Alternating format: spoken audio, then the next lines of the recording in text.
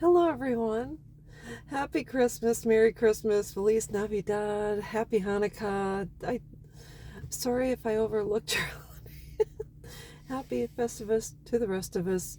I want to talk about a situation I faced at a car dealership recently. And the car dealership I go to for my vehicle is around a half an hour to 45 minutes from my house, depending on the traffic. And so when I drop off in the morning, let's just say Monday morning, I get the shuttle back to my house, which I love the shuttle. It's pretty cool, and everyone has been really nice to me, so it's usually a pleasant ride. So I was in the dealership, dropped my vehicle off, and I was kind of just hanging out, and this woman who I don't want to call anyone a Karen, but she was huffing and puffing around the dealership. It was another customer who had dropped her vehicle off, and she was being followed around by this guy, and she's complaining and bitching, and I knew she was trouble. Like one of those people that would call the manager. Don't get me wrong, I do it. Not once a year, maybe, but anyway. So this woman's huffing and puffing, and her husband is keeping his distance from her, and she's frustrated and angry, and kind of, you could tell the energy around this woman. It was like electricity. It was a storm. There was like a storm of brewing, and I'm thinking they are waiting for a shuttle too, because she went by the front door and kind of watching, and she said, how long is that shuttle going to take, and how long do we have to wait? And I kind of sat there and I said, oh my gosh, if I'm waiting for a shuttle and so are they, and there's one shuttle, we might end up going together. Like, I was like, oh no. Sorry. And so I went back to my customer service rep and I said, are they waiting for a shuttle? He said, yeah. I said, look, I'm a pretty quiet person. I'm just no drama, no chaos, no nothing. I just don't. And I said, I cannot ride in a car with that energy. I cannot, I can't be in the same space with, with that person, because I have a feeling it's going to be for me a very uncomfortable ride if I have to bite my tongue the entire way. And I said, can you please, whatever it takes, give us separate transport?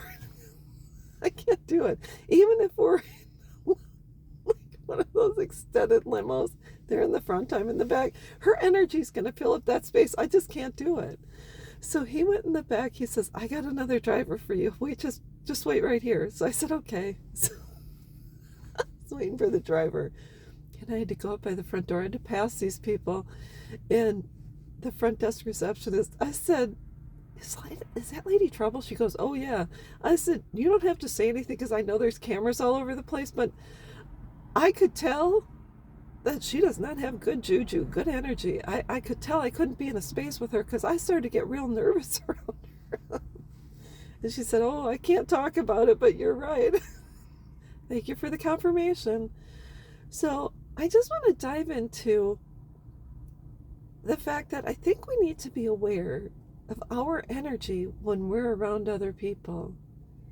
What kind of energy are you putting off? I tend to believe, from the reaction I get from the general public, that people are comfortable around me. And it's not because I'm perfect. I'm no saint by far. But I think since I've been there and done that and gotten to a place in my life that's very peaceful and very resilient, I don't know. I'm not angry at anyone. And I'm fortunate to be where I am today. But if you're the kind of person who gives off bad vibes and who walks around very haughty and very this on the defense or on the attack, that's an awful place to be in. So I think we need to check our energy at the door.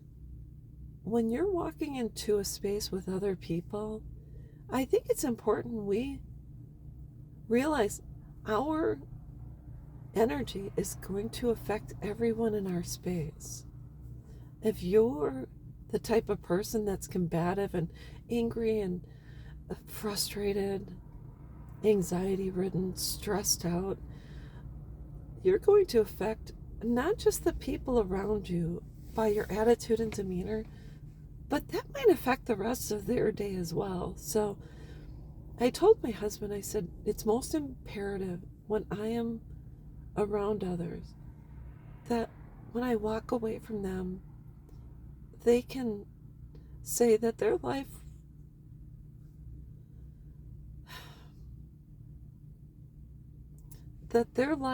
was better because they were in my presence. So anyways, I hope this helps. I'm not perfect, and I do get frustrated and angry, but I try my very best to not allow it to affect others. So that's all. I hope this helps, and I'll be back.